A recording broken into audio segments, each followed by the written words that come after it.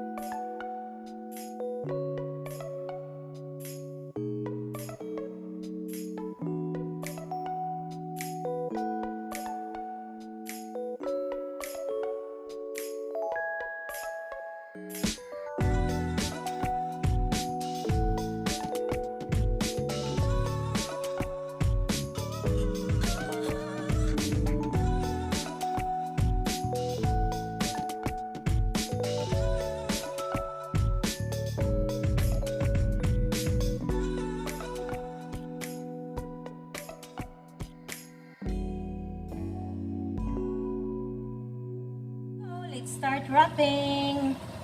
Let's wrap in rock. Here we go. Ito yung ating pangdikit. Pangdikit bang tawag dito? Ay, yes. Pero oh, timer. Dahil inari karami? Okay.